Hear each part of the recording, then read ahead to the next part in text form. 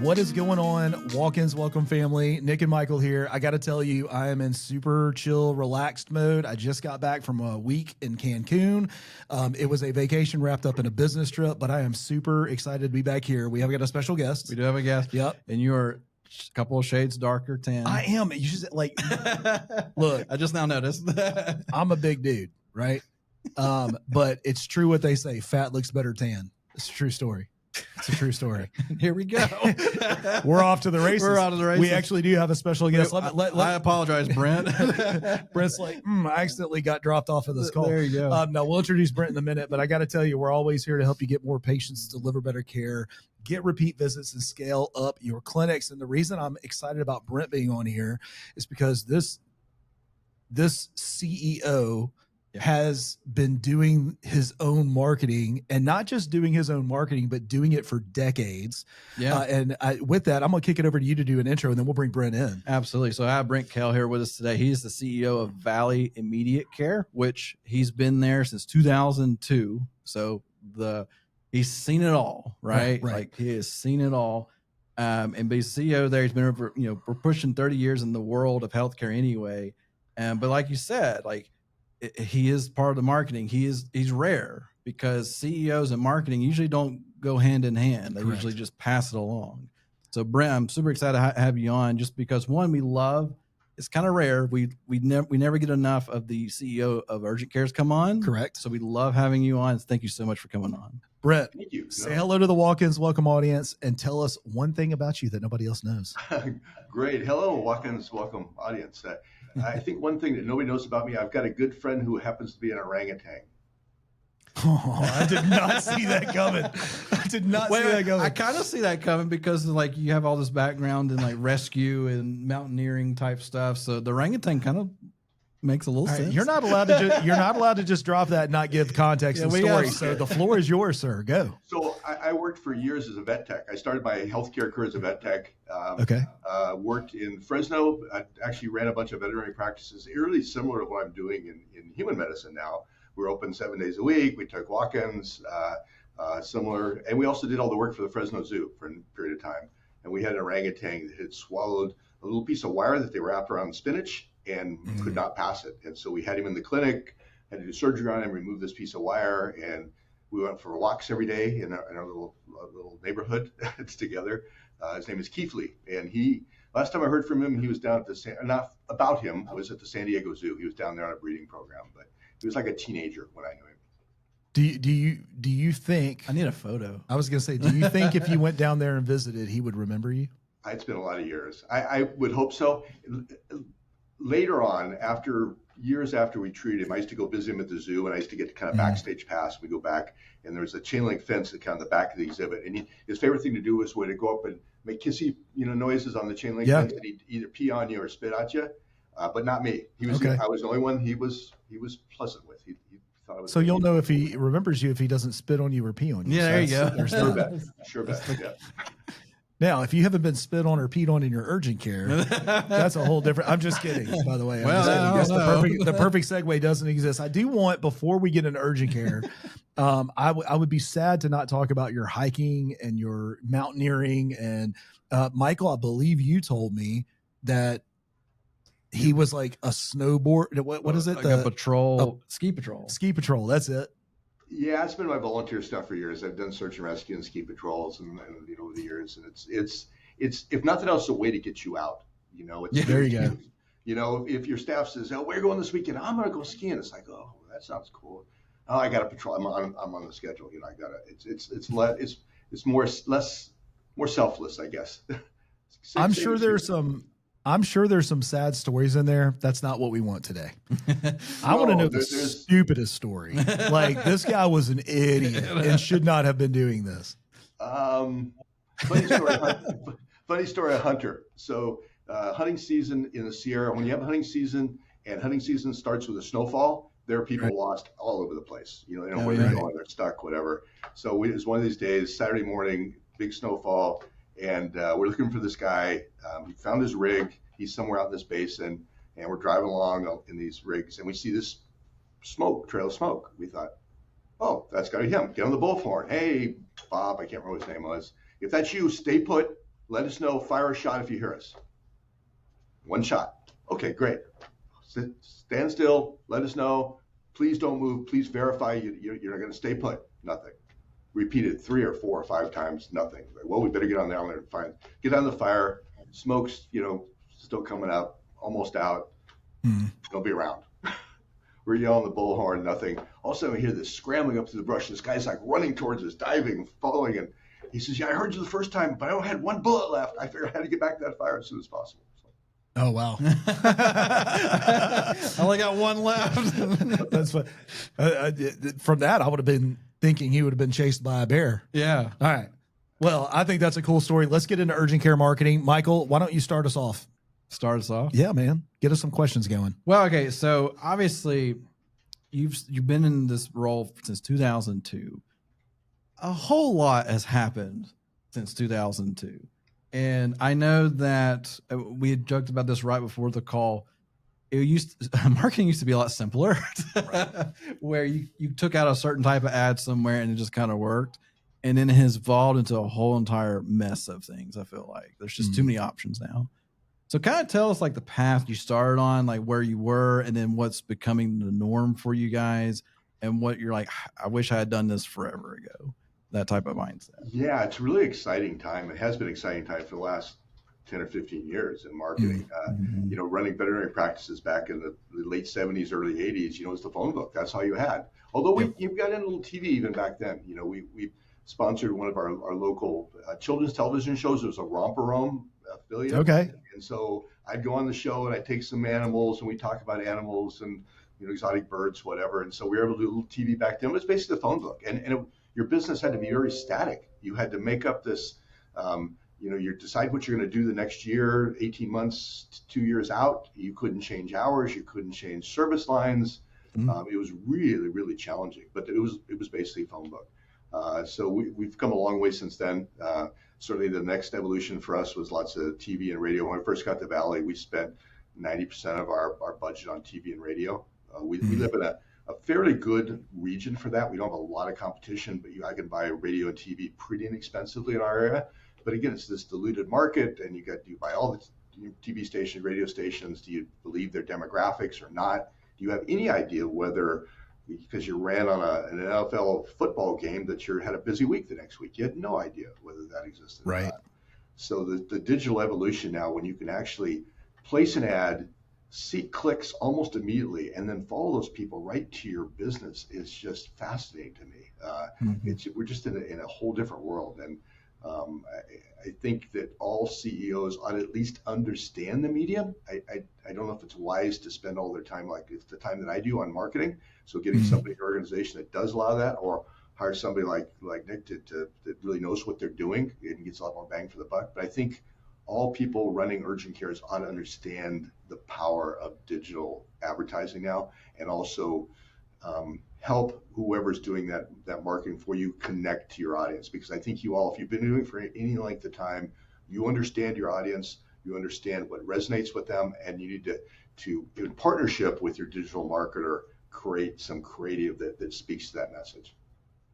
I love the way you talked about the partnership and not thinking of, I'm going to say us, but whoever you put your vendor in there as a vendor, right? But as somebody who is coming up alongside of you, I will tell you from our perspective, we want to know your brand voice. We want to know your people and what makes you tick. And I know that you dig into your demographic pretty deep, especially if you're in digital. You want to make sure that you're targeting and talking to your audience in a way that they want to be talked to, and on the medium they want to be talked to on. Is that correct? That's very correct. And you let people choose what medium that they choose for, whether it's the way you market to them or the way you communicate with them. I mean, we're pretty flexible. We do a lot of SMS communication with our patients. Some patients want to talk to us on Facebook. You want to talk to us on Facebook? Sure, we'll talk to you on Facebook. I think letting patients communicate and consume whatever medium works for them should work for us. Is there anything that you at Valley Immediate, is there anything that you guys are doing that is out of the box, or are y'all following a standard digital format? Oh, I don't know if it's out of the box or not. I mean, I think it's out of the box for us to do it ourselves. I think most people are doing it with, right. with a experienced, astute marketer that's formally trained. I think some of the ground truth, some of the geofencing and geotargeting we're doing, I think is maybe a little out of the box. One of the things we do, we have a region where we have lots of sporting teams come to town, a lot of large tournaments, and that's increasing. One of the things that our region is doing is really marketing to tournaments of all sorts. And so bringing those people to town, we have a large new aquatic venue, basketball venue, a huge complex with lots of soccer fields, another complex with tons of softball fields. So when these big events come to town, we do a lot of geofencing or geolocation targeting of the fields during the day, the place for that. And then in the evening, then we geofence all the hotel rooms and motel rooms and campsites and RV parks where those people are at the evening. And I think that's a little bit innovative, and it's netted some real good results as well. We do we have a lot of tourism in our area, so we do a lot of geolocation or geofencing of all the hotels, motels, RV parks. So it's some real good luck there as well. These people are traveling to your region. They don't have a primary, obviously, that's in a region, and they don't have any idea where to go. And if pop up on their phone, these fields are creative as something like broken, sprained, not sure, check in right here. And so we get a lot of traction out of those ads. I love that you brought up ground truth, which for the uninitiated listening in is a way for you to geofence. And I'm going to break this down just in case you don't know what it is. Geofencing is simply when your cell phone penetrates a virtual barrier. When you brought up, well, I'll tell you what, instead of me explaining it, why don't you explain it? You're doing it all day, every day. Yeah, no, it's basically just as you said, when you're in that region, add your pitch to you within a geographic location. So in ground truth, we can go down to a 1 mile radius. There's other vendors out there too now. There's one called Agility where you can create different size boxes and things. But basically, you're able to pitch an ad, creative within that box where those people are. You're actually then able to fence your facility, your place of business as well.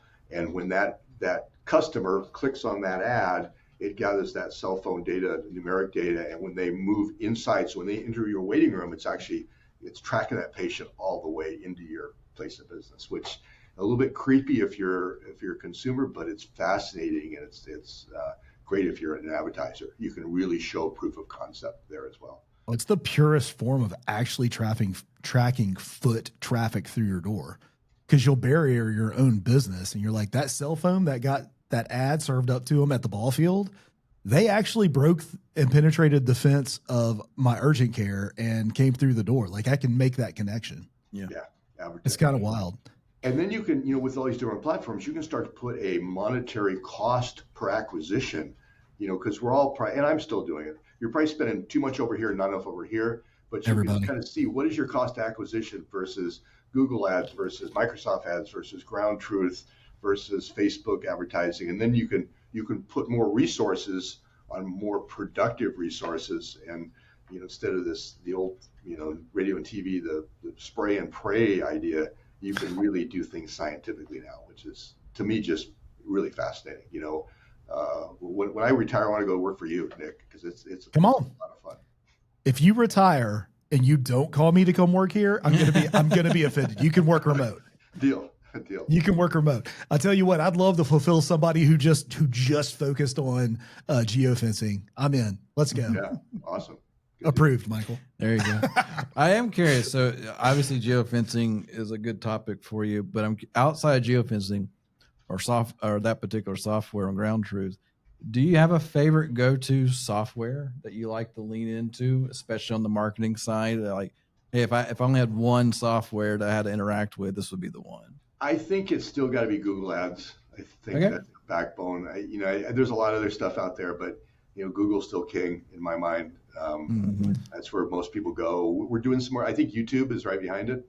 Yeah. For me, I think YouTube. One of the things that we're going to do is some precognitive marketing, and it's been on my list a while to do. We've got actually a in-house videographer that I stole from one of the TV stations who wanted to be an X-ray tech, and so we taught him how to be an X-ray tech. Nice. Now he does video for us. But I'd like to do some precognitive videos on. People are looking on Google and YouTube for like home remedies first. What can I do for poison oak at home? I want them to find very easily a video of one of our providers saying, here's some things to prevent poison oak. If you get the oils off within the first hour, you're much less likely to get infection or a reaction. But if your rash looks like this, come on in. Let's get us in. Let's check you out. I want to catch those people when they haven't decided they need to go to urgent care yet. They're trying to figure it out on their own. And if you can catch those, then I think you'll solidify that transaction. I think one of the unknown benefits, and we're experiencing it just in the digital marketing agency itself, is the content that you build over time. It's very, very, very, very slow. Yeah.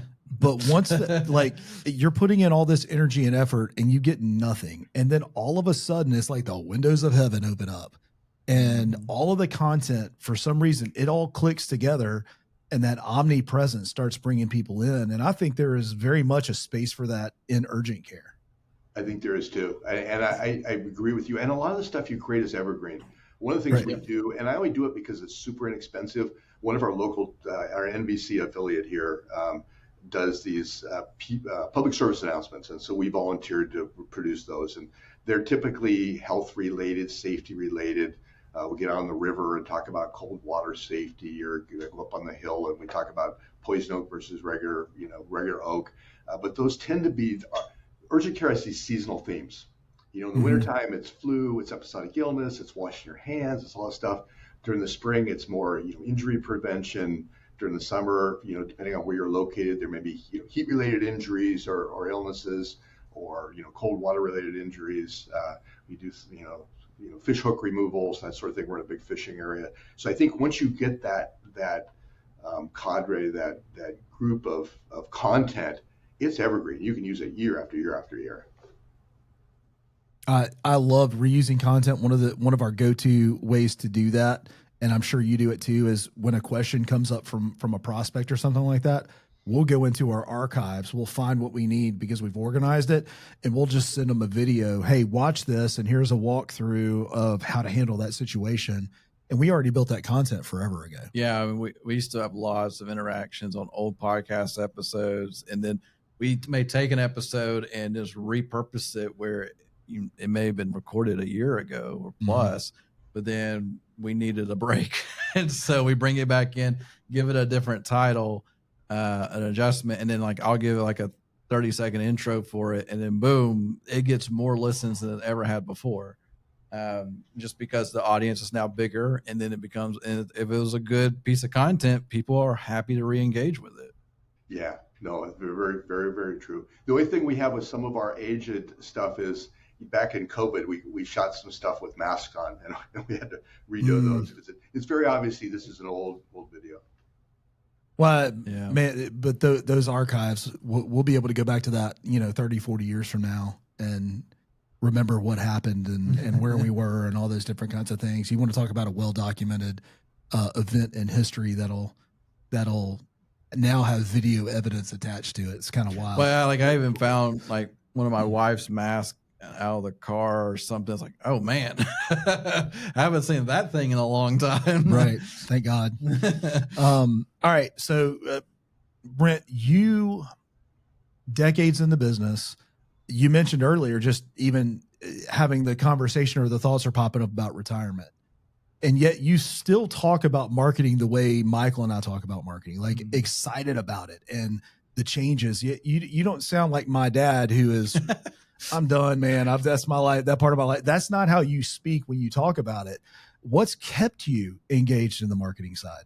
Oh, I'm engaged in all kinds of things. That's just me. It's ADD probably. Okay. That's the best answer probably. Yeah.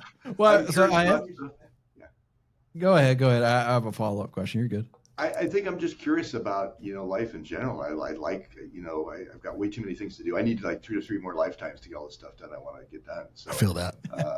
It's fascinating. But the marketing specifically, because of my Genesis background, trying to run these veterinary practices and figure out how to get people in the door and how challenging it was and all the tools that are available now, it's really, marketing has always been a reoccurring theme in my life, not because I intentionally did it, just because my job required it. But in these ages, I really, really love placing an ad and seeing what happens. Yeah. You said Google Ads is your favorite platform. I don't know if it's my favorite platform, but I think it's the most bang for the buck for us. Okay. In our region. Well, okay. Given that it's still 83% of all search volume is coming from that, and by 83, that doesn't necessarily mean that the volume has fallen off. It's just that so many more people. It's been more players. Yeah, there's more players. So you have all these large language models, these AIs. I'm going to ask the question. You had a follow-up question though, and I totally stepped on it. Yeah, so let me ask it. Remember it so that I don't get. I got a note for it. Okay, good. Where do you see advertising, marketing, patient acquisition going, given the temperature of AI right now? Yeah, no, I think AI is going to get really good at creating content. I think the struggle with us creating content will be somewhat less. I think it's going to take a while for AI to totally understand our audience, but once it does, I think it's doing a real good job of creating content. Also placing ads. I think AI is going to get good at ad placements, whether it's the type of demographics, whether it's geographic placement, by habits. I think it's going to get better and better at replacing a lot of that. I think they're still going to require a human touch. I think patients still want, if they're looking for care, there's still a human aspect to it. We've been piloted a couple new. We have a voice AI that's answering phones for us now. We're doing a lot of SMS and things, and we're finding patients, if it's just transactional, they just want an appointment, they're fine with that.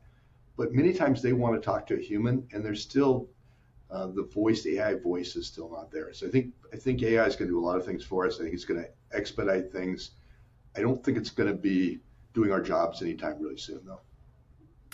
Yeah, talking about AI and they're going transactional, but people still like to talk to somebody. I think there's a trust factor that hasn't been established yet, where if I need something done and I feel unique about it, I don't trust a piece of software to understand my needs yet, or I don't trust that what it's telling me, it actually did the work or not. Because even ourselves, like we use AI all over the place in our agency. And sometimes AI just gets it wrong. Well, so let's say this proper though. Yeah, we use AI all over our agency, and I hired 5 humans just this month. Yeah, exactly. Just to be clear about that. Yeah, exactly. If it were replacing people, I wouldn't have hired 5 people. Yeah, right. That's a real thing. Yeah, but no, like the AI side. But AI, what it has done is allowed us to grow and reduce cost and like not transfer the cost to our clients type of thing quite a bit. But no, like you're talking about how people still want to talk to people. Yeah, there's still a human element that only a human can fully understand. Like, AI can try to be empathetic, but it only knows so much empathy. And it was probably taught by the most empathetic trainer of all time. Right. But it doesn't have Mother Teresa training. It doesn't have like the attachment, right? But I agree. Like I think AI is well on its way, and it's always improving. My goodness, the AI that we had 3 years ago to where we are now is insane. Like the difference is just incredible. But the follow up question I had from earlier, it was about you are unique in the sense of you're a CEO and you dive deep into the marketing side, so your numbers. But at the end of the day, if there were just a handful of KPIs that truly matter to you, like these numbers are the most important numbers to me from a marketing standpoint, what would you tell that urgent care owner? Like, if you really care about marketing, but you have time to dive in, care about these things, just so you're always in the know and whatever you're paying for marketing, it is working or it's not working, and the KPI can tell you that. What tends to be those KPIs? I think I would distill it down to one. What is your cost per patient acquisition? What should it be? We're running between $6 and $10 probably in our marketing efforts. That's pretty good. Yeah, that's good. We're in a unique market though. We're very small. With not a lot of people doing digital stuff down here. If you're in a large metropolitan area like a colleague of mine up in Portland, dramatically different. He's in the $30-some range or more. So I think it's going to depend very much on your market. Yeah. That's good. So your cost per patient acquisition is the number one metric. Well, let me ask you. So, because we love CPA, right? Like a cost per patient acquisition, that's super important. How do you calculate it? Because some people view how they calculate quite different from others. So at the end of the day, when you say that, what is going into that formula to give you that number? Ideally, you check and see if they actually were discharged, and that's really difficult. The voice platform we're using now that actually registers people online, they articulate with Clockwise, which is our patient scheduling tool. They can actually see discharged patients. That's as good as they can get. The others is sort of an inference. You know, how many times are they hitting your? Do they actually schedule? Doesn't necessarily mean they actually were seen. Right. So there's a lot of wonkiness, and there's some interpretation of that data that maybe is not always exact. Certainly not exact. This company we're using now for our voice, I think I can say the name of Flip is articulates with Clockwise. We're friends with Flip. Yeah, you're good. They're good people. Good. Yeah, we can actually see that they were discharged, which is the best that I know of right now. You know, even the ground truth. Yeah, you can see if they walk in your office, but did they really stay? Were they seen? You can't track them beyond then. But I think at a CEO level, cost per patient acquisition, I think it distills down. I mean, you know, we all look at impressions and clicks, and certainly I think in urgent care marketing, there is a top of mind awareness component as well. You know, you want people to have heard about you, some name recognition. So I have an owie. I go to Google, I say, you know, urgent care near me, Valley Immediate Care. Oh yeah, I heard of them. You know, I mean, they made their decision. You got 4.5 stars, boom, they're going to click and go. So I think there is some name recognition that's important, and that's top of mind, you know, the old top of mind awareness. So I think some of the stuff, like the stuff we're doing on TV, I'm not creating any visits on TV talking about poison oak, but I'm creating a familiarity with our brand. And so when people are looking for stuff, they use Google, they use YouTube, whatever they're going to use. When they see us, oh, name recognition is there. We got good Google ratings, and I can check it online. I'm not going to look beyond that. I'm making a decision right now and check in. So I think that the impressions are important, but for a CEO to understand that, I mean, they've got a million other KPIs they're looking at.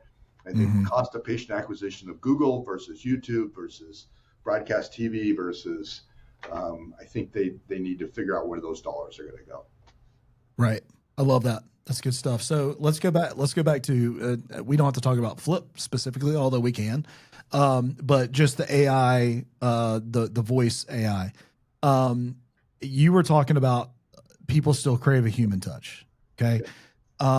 My question to you is, well, let me set up one other thing and then we'll keep going. Just coming back from this conference, High Level is a software that we use internally for all different kinds of things. And they have 53 million users. Oh, yeah. They have a lot of users. We were one of the first. And we were. We have a bunch of zeros in front of our account. That's right. That's right. So we're early adopters of the platform, but that's they only service agencies. So anyway. Knowing that, though, they said a little over 61% of calls go unanswered. So going back to AI, so painful. Do y'all use Flip or an AI voice caller on the front end, or do you have it roll over after a ring or two? We have it on the front. Well, we don't have it on the front end currently. Currently, we're using Podium on the front end. So okay, Podium is your intercept. Flip together. So when you call in, you get a nice greeting. Says, "Hey, thank you for calling Valley Immediate Care. Press any key to turn this into a text." Let people opt out. And they go into a Podium environment. After that, if they don't put anything, then Flip picks up, says, "Thank you for calling Valley Immediate Care. This message may be recorded. What can I help you with today?" So we offer them two different pathways: SMS or voice to begin with. So we've just kind of put this into play in the last couple months. I'm not 100% sure where I want the text up front or I want the voice up front at this point in time. But the text is definitely for us a little easier. We have great templates set up in Podium. I think most people do want to text instead of call right now. Yeah. Right. And I think our text communication, oddly enough, maybe is more human than the voice as we speak at this present time, and things are evolving really quick. So we'll see. I may rethink that and put voice up front and the text in a second. But either way, you're 3 touch points away from a human. Right. Yeah. Absolutely. So you have Podium and or Flip, and then at some point, if they ask for a human, they're going to get rolled over to the front desk. So let me ask you a question about that then. So once they get rolled over, what is your answer rate? Our answer rate has gone way up since we used the other 2 platforms because we have good. So that's helping. It's filtering. Yeah. Yes, because it's getting a lot of the garbage out of the way. Yeah. So our unanswered rate was about 40%, which is pretty high. Okay. Not as high as that's high. We've had but normal. Now. Yeah, we've had that now. We're around 20%. That's amazing. And then on top of that, have you found that your AI is turning people into appointments better than your front desk? Jury's still out there. Okay, that's interesting data I'd like to know. Yeah. The jury's out. I think our staff did a good job. I think certainly they're doing it cheaper than our staff doing it. There's no question. You're talking about Flip. Yeah. Okay, and even Podium for that matter. And even Podium, yeah. Yeah. So it's a lot cheaper to you don't get, Susie ain't mad at you. There's a vacation sick. None of that exists with AI. But also you still have to recognize the fact that people want to talk to humans. Yeah. Well, I am curious. AI is on 24/7. Yes, exactly. Our call center's open long hours, but they're not open at 2:00 in the morning. And so if somebody's sick and they call us up, they can get the appointment scheduled for next morning. So I am curious I'm actually extremely fascinated how you're using text first, where you're like, yeah, you call, but you can just hit a button, switch over to text, which is that makes sense. Like, why wouldn't we want that, honestly? But I'm curious, like, how often do they get into a text and then it becomes like, oh no, you need a human again because we can't answer your question over text. Our text we're able, only because we've been on Podium for 8 or 9 years, we've got all these great templates. We're able to handle many more conversations in Podium than we are in voice currently. We get our voice, we've just gone within the last month, 6 weeks to voice. And so we've got a lot of teaching to do in voice. But we're able to, most of our text are able to be handled via text. That's cool. Well, it's funny, and I'm totally on a departure here. Podium is a cool platform. Yeah, it's been around a long time. The Pelham Tire Shop that you turned me on to. Yeah. They use Podium. And so I've done everything from looking at the tires. They've sent me pictures of the tires. They've verified my car. They've done all these things. And I bought 3 or 4 sets from them now. All through Podium, by the time I get in there, and I don't even speak English. Yeah, they don't speak a lick of English. That's the beauty of Podium. You put it in Google Translate, you can have conversation in language you want. Right, but it was just fascinating to me that like they have fully quoted tires. I've paid for them, by the way. My deposit and everything has been done, and now here I show up and they're already ready to put tires on my car. And it's just fascinating to me. I only bring that up simply because I want to talk HIPAA for a minute. Right. Yeah. So, how does the systems work for you and still be compliant with HIPAA?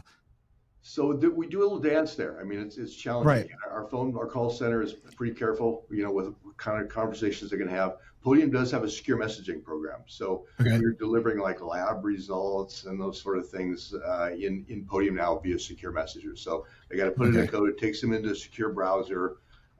It was taking us 3 to 4 phone calls to deliver lab results because of the old HIPAA thing. Like our lab techs would call, hey, Brent, this is Bob from Valley Media Care. Can you call me back?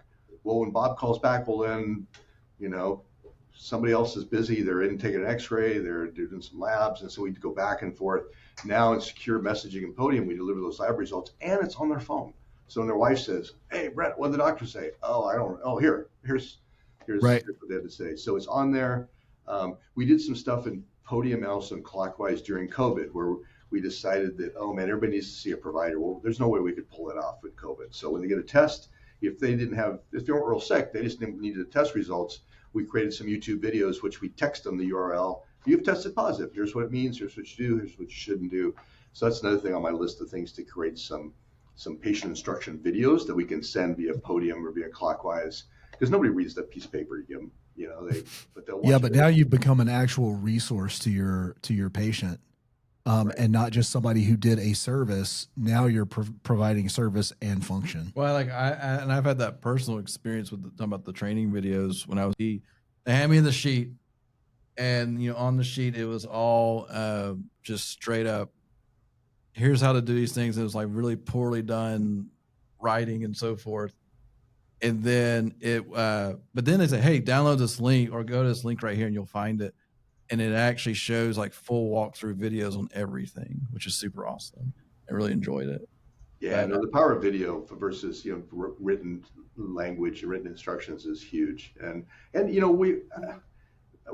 our patients aren't always real literate, and we tend to use in healthcare a lot of words that maybe aren't commonly understood, with our patients. So having a video is huge. And then also, patients remember about 30% of what happens in an exam room. So if you can go back and review a video later on, it's super powerful. That's super cool. Yeah. So, all right. Well, we're coming near the close of the podcast, and I want to kind of fire some questions off to you. I like to do this from time to time, and just like the fastest thing that comes to your head. So if I say favorite food, you would say Mexican. Love it. Okay, all right, perfect. So now you get it. I'm pretty good there too. Right. So favorite digital marketing software? Ground Truth.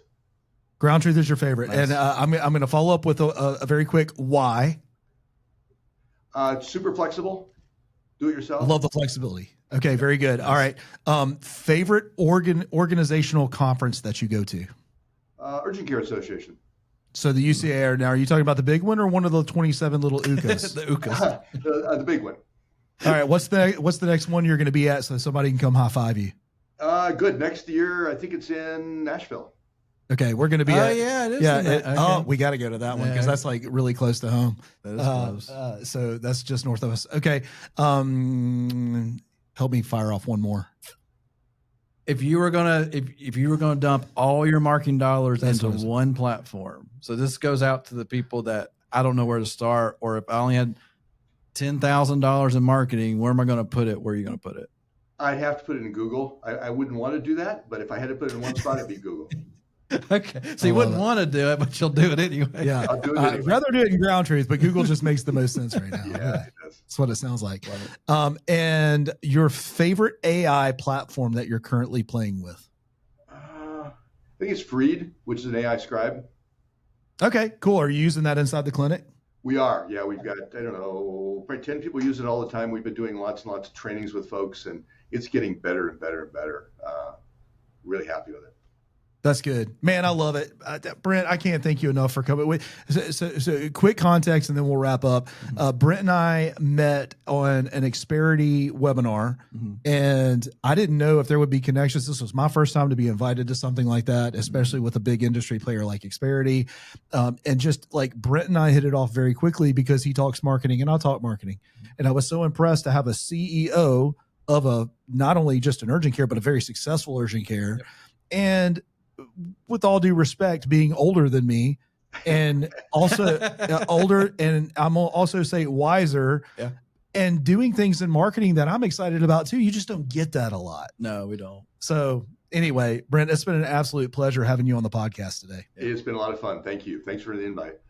Well, typically speaking, we would just say bye right now, but we're going to have to go back and edit this part of the podcast because I got to get up and figure out how to turn this off because our screen went blank in the middle of the podcast. So we're still rolling, but just hang in here for a second because we're going to edit this anyway. Yeah. All right, cool. We'll see y'all next time. All right, thank you so much, Brent. Right. We'll see you guys in the next one. Yeah, that's good.